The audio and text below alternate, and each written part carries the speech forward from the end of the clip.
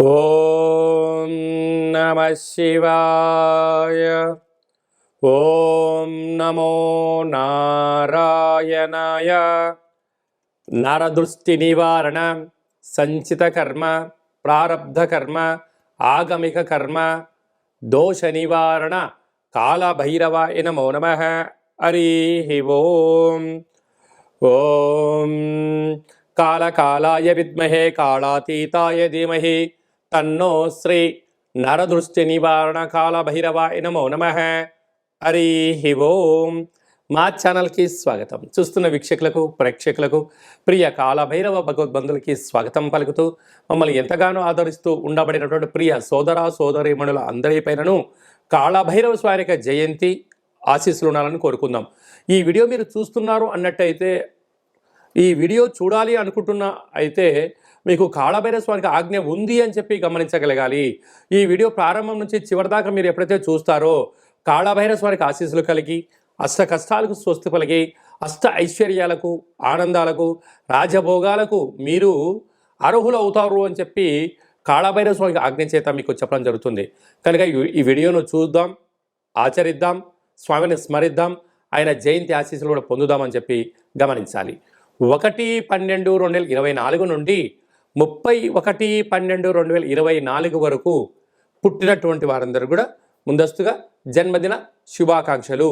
గతంలో వివాహం చేసుకున్న వారికి వివాహ వార్షికోత్సవ శుభాకాంక్షలు. ద్వాదశ రాశుల్లో గ్రహ గమనాల్ని ఒకసారి వీక్షింపచేద్దాం. వృషభ రాశిలో గురు సంచార స్థితి శత్రుస్థానంలో, కర్కాటక రాశిలో కుజ భగవానుడు నీచ సంచార స్థితి, కన్యరాశిలో కేతు సంచార స్థితి, వృశ్చిక రాశిలో రవి బుధ సంచార స్థితి, బుధాదిత్య రాజయోగము, ధనుసు రాశిలో శుక్ర భగవానుడు సంచార స్థితి, కుంభరాశిలో శని భగవానుడు స్వక్షేత్ర సంచార స్థితి, మీనరాశిలో రాహు సంచార స్థితితో ద్వాదశ రాశుల్లో గ్రహ గమనాలు ఈ విధంగా ఉన్నాయి. కనుక స్వామివారి యొక్క ఆశీస్సులు పొందుదాం, కష్టాలకు స్వస్తి పలుకుదాం, ఐశ్వర్యానికి స్వాగతం పలుకుతాం. అదే కాకుండా 2024 స్వస్తి పలుకుతూ 2025కు స్వాగతం పలుకుతూ ఈ యొక్క సంవత్సరం చివరి ఎండింగ్లో ఎలాంటి యోగాలను పొందాలో కూడా తెలుసుకుందాం. ప్రధానంగా మనకు ఈ సంవత్సరము 2024 కనుక 8 సంఖ్య, అందులో 31 4 సంఖ్య, మంగళవారం పూట అమావాస్యతో వచ్చింది. కనుక ఇలాంటి అమావాస్య తిథుల ఎందున అంటే మనకు సంపూర్ణమైన సంవత్సరం చివరి ఎండింగ్లో ఎలాంటి విధి విధానాలు పాటించాలి, ఏవి చేయొచ్చు, ఏవి చేయకూడదు. అలాగే డిసెంబరు 1వ తారీఖున కార్తీక మాస అమావాస్య, ఆదివారంతో కూడుకున్న అమావాస్య ఉంది కనుక ఎలాంటి విధులు పాటించాలో కూడా సంపూర్ణంగా తెలుసుకుందాం. కర్కాటక రాశి వారికి ఈ ఆదివారం అమావాస్య సందర్భంగా, కాళభైరవ జయంతి సందర్భంగా సంవత్సరపు ఎండింగ్ చివరి రోజులలో ఎలాంటి విధులను పాటించాలి. ఒకవైపు అష్టమ స్థానంలో శని సంచార స్థితి, రాశిలోనే కుజుడు ఉన్నప్పుడు, కుజదోష ప్రభావం ఉన్నప్పుడు ఎలాంటి అపాయాలను ఉపాయాలతో తగ్గించుకోవాలో ఈ వీడియోలో సవివరంగా సంపూర్ణంగా తెలుసుకుందాం. కర్కాటక రాశిలో ఏ నక్షత్రాలు వస్తాయనగా పునర్వసు నక్షత్రంలోని చివరి పాదం 4వ పాదము, పుష్యమీ నక్షత్రంలోని 4 పాదాలు, ఆశ్లేష నక్షత్రంలో 4 పాదాలు కలిపితే కర్కాటక రాశి. చాలామందికి పుట్టినటువంటి కాల సమయంలో డేటా ఆఫ్ బర్త్లో లేనటువంటి కారణం వలన పేరు యొక్క మొదటి అక్షరాన్ని అనుసరిస్తూ ఆ రాశిని తెలుసుకునే ప్రయత్నం చేద్దాం. హీ, హూ, హే, హో, డా, డి, డు, డే, డో అక్షరాల వారందరూ కూడా కర్కాటక రాశి జాతులే. కర్కాటక రాశి యొక్క అధిపతి చంద్ర భగవానుడు. వీరికి రాశిలోనే కుజుడు ఉండడం వలన, కుజదోష ప్రభావం కారణం వలన జల ప్రయాణాల్లో ఇబ్బందులు, అగ్ని ప్రమాదాలు, యంత్రాలతో ఆయుధాలు ఇబ్బందులు, రుణ సమస్యలు, రోగ సమస్యలు పొంచి ఉన్నాయి. తస్మాత్ జాగ్రత్త. తృతీయంలో కేతుడు ఉండడం వల్ల వీరికి రేపు ఏం జరగబోతుందో ముందే తెలుసుకోగలరు, ఏం చెయ్యాలో ముందే తెలుసు, ఏం చేయకూడదో తెలుసు. కానీ వీళ్ళందరికీ చెప్తారు, కానీ వీళ్ళు మాత్రమే పాటించరు.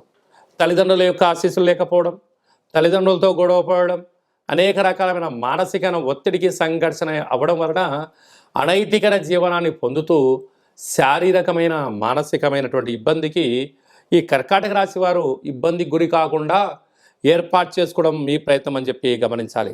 సంతాన స్థానంలో బుధాత్య రాజయోగం అంటే తల్లిదండ్రుల నుంచి కొందరికి గవర్నమెంట్ ఉద్యోగాలు వచ్చే అవకాశాలు, లేదంటే మీ పిల్లల యొక్క చదువులు, పిల్లల యొక్క అభివృద్ధి తీర్చిదిద్దాలని మీ కోరిక నెరవేరబోతుంది. పోతే 6వ స్థానంలో శుక్రుడు విందులని, వినోదాలని, అనవసరమైన ఆర్భాటాలకు వెళ్ళారా, ధనం సమయం వృధా అయ్యే పరిచయాలు అధికంగా ఉంటుంది. అష్టమంలో శని భగవానుడు స్వక్షేత్ర సంచార స్థితిలో ఉండడం వలన, రాశిలోనే కుజుడు ఉండడం, ఈ సంవత్సరం రాజు కూడా కుజుడు అవ్వడం, ఈ సంవత్సరంలో ఆదివారం అమావాస్య రావడం, అనేక రకాలుగా ఉన్నప్పుడు కాల సమయంలో వీలైనంత వరకు ఒక తెలుపు క్లాతులో 1 కేజీంబావు బియ్యాన్ని పోసి తెల్లటి గుమ్మడికాయను కానీ లేదంటే కొబ్బరికాయను కానీ నారికేల దీపాన్ని పెట్టి పూజ చేసి ఇంటికి దిష్టి తీసి మీకు దిష్టి తీయించుకొని బ్రాహ్మణుడికి దానం ఇవ్వడం కానీ, చాకలి వాళ్ళకు దానం ఇవ్వడం కానీ, వాటితో పాటు వస్త్రాలను కూడా దానం చేయగలిగితే ఐశ్వర్యం, ఆనందం, ఆరోగ్యం, భావితరాలకు సువర్ణ అవకాశాలు మీ సొంతమవుతాయని చెప్పి కూడా గమనించాలి.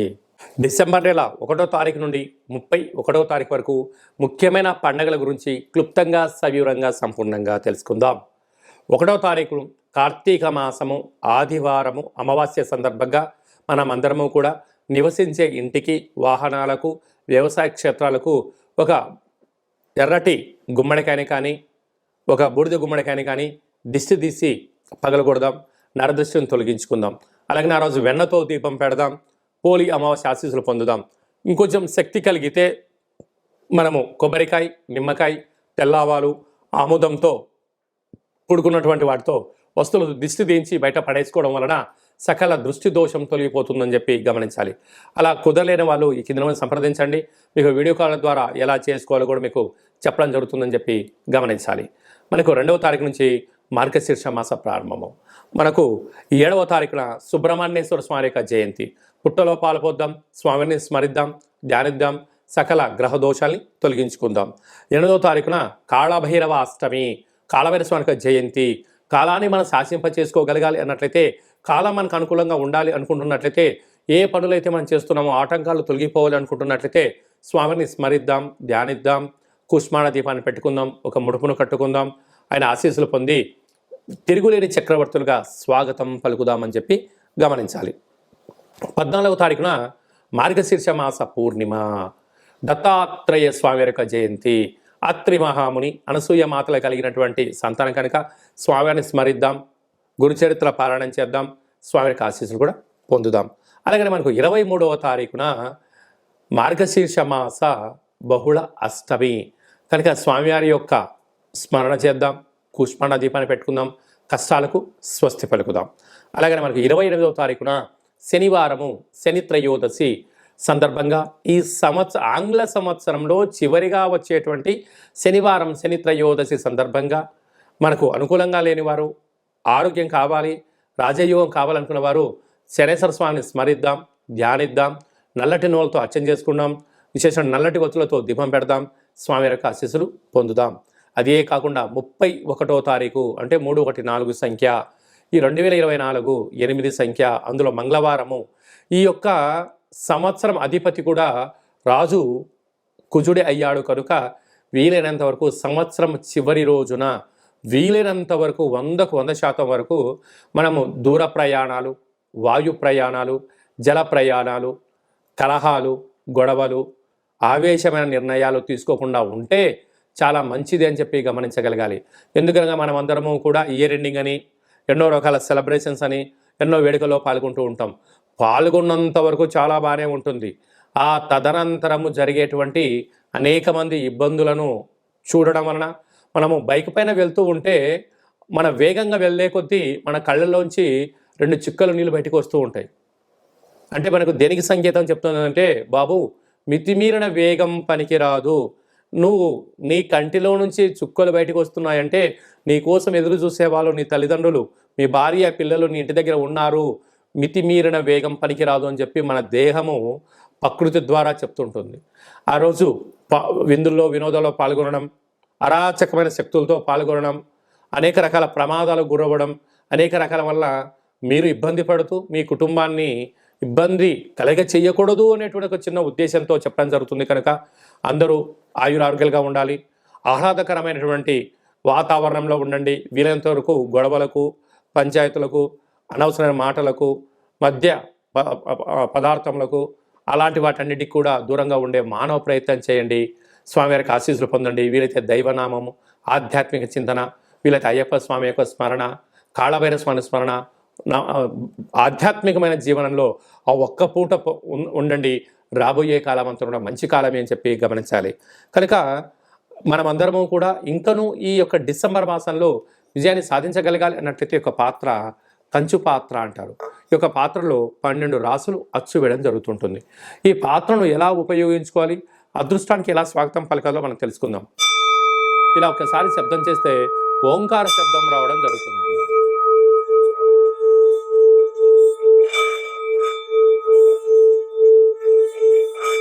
ఈ యొక్క శబ్ద తరంగాల వలన ఇంట్లో మనం ఏదైతే అనుకుంటామో ఓంకార శబ్దం కారణం వలన, కాళభైరవ స్వామి స్మరణ వలన ఇంట్లో ఉండబడినటువంటి సకల దరిద్ర దేవత గ్రామ సంచారంలోకి వెళ్ళిపోవడం, గ్రామంలో సంచరించేటువంటి మహాలక్ష్మీదేవి గళ్ళు గళ్ళు మన ఇంట్లోకి రావడం, యంత్ర ప్రయోగాలు, మంత్ర ప్రయోగాలు, తంత్ర ప్రయోగాలు, తాంత్రిక ప్రయోగాలు, నరదృష్టి, సకల కర్మల యొక్క దోషం తొలగిపోతుందని చెప్పి గమనించాలి. ఈ యొక్క పాత్ర, కాళభైరవ స్వామి యొక్క పిరమిడు, డాలరు, కంకణము, 20 రకాల వస్తువులతో దిష్టి తీయించడం జరుగుతుంది. మీ పేరుపైన గోత్రంతో ప్రత్యేకంగా పూజా కార్యక్రమం చేయించి మీకు వీడియో కాల్ ద్వారా చూపించి స్వామివారి యొక్క ప్రసాదాన్ని, అక్షయ పాత్రను మీ ఇంటికి కొరియర్ చేయడం జరుగుతుంది అని చెప్పి గమనించాలి. ఆసక్తి గలవారు ఈ కింద నెంబర్ సంప్రదించి స్వామి యొక్క ప్రసాదాన్ని స్వీకరిద్దాం. అలాగనే ఉప్పుల యందు సముద్రపు మంచుతో తయారైనటువంటి సైంధవ లవణం ఉప్పు వేరయ్య అంటుంటారు. ఈ ఉప్పు దీపాన్ని ఇంట్లో పెట్టుకుందాం. సకల దుష్టగ్రహాలను తొలగించుకుందాం. మంచి నిద్రని, కలహాలు లేని జీవితాన్ని, ఆటంకాల జీవితాన్ని స్వాగతం పలుకుతామని చెప్పి గమనించాలి. అందుకే ఉప్పు దీపం ఎక్కడైతే ఉంటుందో అక్కడ ఐశ్వర్యము, లక్ష్మీదేవి తాండవ మారుతుందని చెప్పి కూడా గమనించాలి. అలాగనే మీ వ్యక్తిగత జాతకం తెలుసుకోవాలనుకుంటున్నారా? మీ యొక్క పేరు, పుట్టినటువంటి తేదీ, నెల, సంవత్సరం, సమయం రాసి వాట్సాప్లో పంపించినట్లయితే 100 సంవత్సరాల జాతకాన్ని వ్రాసి మీకు పంపించి పుట్టినప్పుడు గ్రహ గమనాలు ఎలా ఉన్నాయి, ప్రస్తుతం ఎలా ఉంటున్నాయి, రాబోయే కాలంలో ఎలా ఉంటున్నాయో సవిరంగా తెలియజేయడం జరుగుతుంది. చాలామందికి పుట్టినటువంటి కాల సమయంలో డేటా ఆఫ్ బర్త్లు లేనటువంటి వారికి మీ పేరు యొక్క మొదటి అక్షరాన్ని అనుసరిస్తూ ఆ రాశిని తెలుసుకొని ప్రయత్నం చేద్దాం. అది తెలియచేసి రమణ శాస్త్రం ద్వారా భూత, భవిష్యత్, వర్తమానాన్ని గవ్వల ద్వారా కాళభైరవ ఉపాసన చేత మీకు తెలియజేయడం జరుగుతుందని చెప్పి గమనించాలి. మన యొక్క దేవాలయంలో ఎవరైతే జాతకం, జ్యోతిష్యం చెప్పించుకుంటారో వారికి కాళభైరవ స్వామి యొక్క పూజ, అర్చన, అభిషేకము, దీపము, ముడుపు కట్టి మీకు వీడియో కాల్ చూపించడం జరుగుతుందని చెప్పి గమనించాలి. అందుకే మీ అబ్బాయి కానీ అమ్మాయి కానీ తరచుగా ఎంత ప్రయత్నం చేసినా వివాహం అవ్వడం లేదు. ఎందుకు అవ్వడం లేదు? జాతకంలో ఎలాంటి ఇబ్బందులు ఉన్నాయి, ఎలాంటి అమ్మాయి వల్ల యోగం కలుగుతుందో మీకు తెలియజేయడం జరుగుతుంది. అలాగనే మీ అప్పుడే పుట్టినటువంటి మీ యొక్క చిన్నపిల్లలకు ఆధ్యాత్మికమైనటువంటి పేర్లు ఎలా పెట్టుకోవాలి, ఆ నక్షత్రం యొక్క స్థితిగతులు తెలియజేయడం జరుగుతుంది. కనుక ఈ వీడియో ప్రారంభంలోనే చెప్పడం జరిగింది. ఈ వీడియోను ఎవరైతే చివరిదాకా చూస్తారో వారికి కాళభైరవ స్వామి ఆజ్ఞ ఉంటేనే చూస్తారు. కాళభైరవ స్వామికి ఆశీర్వాదం వలన అష్ట కష్టాలకు స్వస్తి పలుకుతూ అష్టైశ్వర్య స్వాగతం ఎలా పలుకుతారో మీకు ఈ వీడియోలో అర్థమైందని అనుకుంటున్నాను. అందరిపైనను కాళభైరవ స్వామికి ఆశీస్సులు ప్రసాదించాలని కోరుకుంటూ ఆశీర్వచనం. ఓం శతమానం భవతి శతాయు పురుష సతేంద్రియ ఆయుష్యేవేంద్రియే ప్రతిష్టతి ధనం ధాన్యం బహుపుత్రలాభం శత సంవత్సరం దీర్ఘమాయు సర్వే జనా సుఖినో భవంతు లోకా సమస్తా సుఖినో భవంతు. సర్వం కాళభైరవ జయంతి దేవత కాళభైరవ దేవతార్పణమస్తు. హరి ఓం. ఈ వీడియో మీకు నచ్చినట్టయితే లైక్ చేయండి, షేర్ చేయండి, మా ఛానల్ని సబ్స్క్రైబ్ చేసుకోండి. మేము చేస్తున్న ఆధ్యాత్మిక వీడియోలు అందరికన్నా ముందు మీరు చూడాలనుకుంటున్నట్లయితే, అందరికన్నా మీరు మొట్టమొదట అదృష్టవంతులు అవ్వాలి అనుకున్నట్లయితే ఈ వీడియోను షేర్ చేసి భగవద్బంధులకు, మిత్రులకు చేరవేయండి. మీరు ఎవరి క్షమాన్ని కోరుకుంటున్నారో లేక మీ క్షమాన్ని ఎవరితో కోరుకుంటున్నారో ఈ ఆధ్యాత్మిక సమాచారం చేరవేసి కాళభైరవ స్వామి ఆశీస్సులు పొందగలరు.